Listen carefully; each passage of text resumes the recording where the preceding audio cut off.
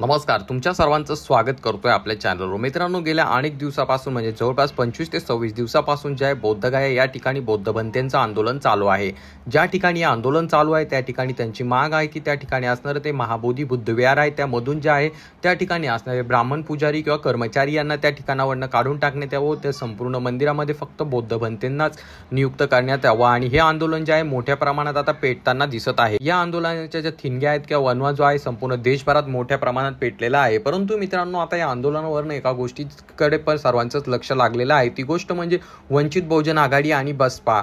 तर मित्रांनो, त्याचं झालंय असं की वंचित बहुजन आघाडीने देखील आता या आंदोलनामध्ये सहभाग घेतलेला आहे व त्यांनी संपूर्ण महाराष्ट्रातील प्रत्येक जिल्ह्यामध्ये जे आहे याबाबत मोर्चा काढण्याचे आदेश दिलेले आहेत आणि त्यासोबत बसपाने देखील असाच त्या ठिकाणी एक ठराव घेतलेला आहे आणि त्यांनी देखील या बंदला पाठिंबा दिलेला आहे असं दिसून येत आहे।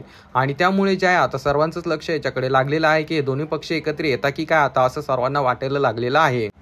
तरी मित्रांनो, गेल्या जवळपास 1 ते 1.5 महिन्यापासून हे आंदोलन चालू असून त्या आंदोलनामध्ये जे आहे गेल्या अनेक दिवसापासून अनेक घडामोडी आपल्याला पाहायला मिळाल्या। त्या ठिकाणी जे आहे मित्रांनो, BTMC नावाचा एक ऍक्ट आहे तो ऍक्ट बंद करून टाकण्यात यावा अशी मागणी केली जात आहे। कारण त्यामध्ये जे आहे बौद्ध समाजाचे काही लोक व त्यासोबत ब्राह्मण समाजाचे आणि त्यासोबत जिल्ह्याचा जो जिल्हा अधिकारी असेल त्याला देखील त्यामध्ये घेण्यात यावा असं त्या कायद्यामध्ये नियुक्त केलेला आहे, तसा तो कायदा लिहून ठेवण्यात आलेला आहे। परंतु बौद्ध समाजाची मागणी आहे की तो कायदा आता रद्द करण्यात यावा, त्या कायद्याची काही गरज नाही आणि त्या ठिकाणी हे जे महाबोधी बुद्ध विहार आहे हे संपूर्णपणे बौद्ध समाजाच्या ताब्यात देण्यात यावं। कारण यामध्ये जे आहे गौतम बुद्धांना त्या ठिकाणी ज्ञान प्राप्ती झाली होती, त्यामुळे सर्वात मोठं ठिकाण बौद्ध समाजासाठी आहे असं मानलं जातं आणि त्यासाठी गेल्या अनेक दिवसापासून बौद्ध समाजाकडनं मोठ्या प्रमाणात आंदोलनं उपोषणं चालू आहेत। तरी मित्रांनो, तुम्हाला याबद्दल काय वाटतं खाली कॉमेंट करून सांगा।